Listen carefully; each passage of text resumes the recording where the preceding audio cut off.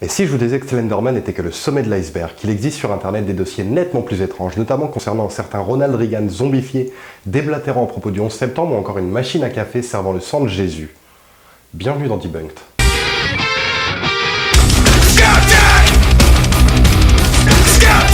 Slenderman est partout de nos jours, qu'il s'agisse des jeux vidéo, des faits divers liés à cette légende urbaine ou encore des web-séries et des films à venir, notre anorexique en costard est rapidement devenu une icône de l'horreur moderne. Mais ce que beaucoup de personnes ignorent encore, c'est les origines de notre croque-mitaine. En effet, pas d'événement surnaturel ni de naissance dans un bain de sang, notre bon vieux Slendy est tout simplement né dans le cerveau dérangé d'un utilisateur du forum Something Awful. Signifiant littéralement l'homme élancé, Slenderman est le résultat d'un concours visant à créer de toutes pièces la légende la plus crédible possible à l'aide de gravures trafiquées et de folklore modifié. Et grâce à la création de Victor Surge, papa de notre porteur de costard préféré, le monde a décidé de prêter son attention à un sujet parent des mèmes sur internet, les creepypastas. Vous vous souvenez probablement des heures passées autour d'un feu de camp entre cousins et plus si affinité à vous raconter des histoires terrifiantes. Et bien les creepypastas, c'est un peu ça en version 2.0. Jouant sur le terme copy and paste qui signifie copier et coller, ce sont généralement des histoires courtes qui circulent sur internet à propos d'objets du quotidien ou d'activités que tout le monde pourrait faire et qui ont malheureusement tendance à souvent finir en bain de sang. Et vu que c'est un pur produit du web, tout comme la règle 34, les premières victimes furent les icônes de la culture pop, notre bon vieux Mario ou encore certains Pokémon devinrent des créatures du démon cherchant à posséder l'âme de nos marmots à l'aide de consoles hantées,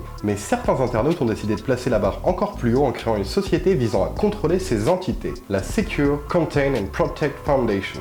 À mi-chemin entre le wiki et le jeu de rôle à proprement parler, la SCP rôde dans les coins sombres d'internet depuis une dizaine d'années en réussissant à rester assez cool pour attirer de nouveaux membres, tout en gardant ce côté hipster et obscur qui est si cher aux internautes. La SCP, selon leurs propres termes, est le rempart de notre civilisation contre l'inconnu, le surnaturel, l'inexplicable, le peu courant, l'horrible, l'indésirable et le trop désirable. Le projet SCP, c'est le projet qui empêche notre Terre de ne pas tourner rond, c'est le projet qui permet à 7 milliards d'êtres humains de vivre leur vie sans se soucier d'autre chose qu'eux-mêmes. Vous allez vous demander comment on faisait avant, mais qui vous a donné la date de création du projet SCP ?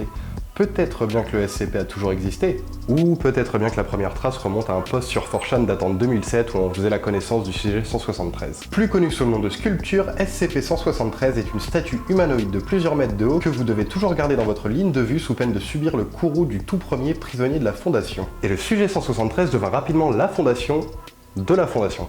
L'histoire était minimaliste mais effrayante, la base militaro-médicale était déjà là, il ne nous restait plus qu'à rencontrer les sujets de la Fondation.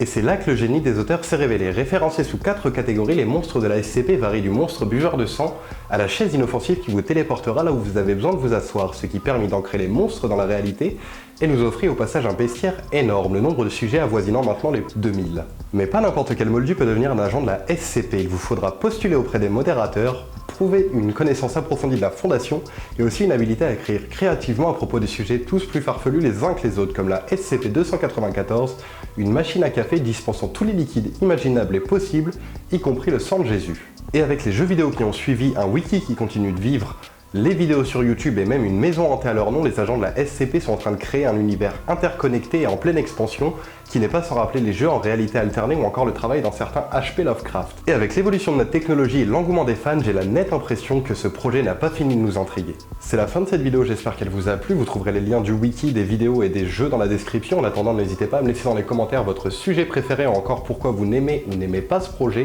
En attendant, c'était Iggy, c'est tout pour moi.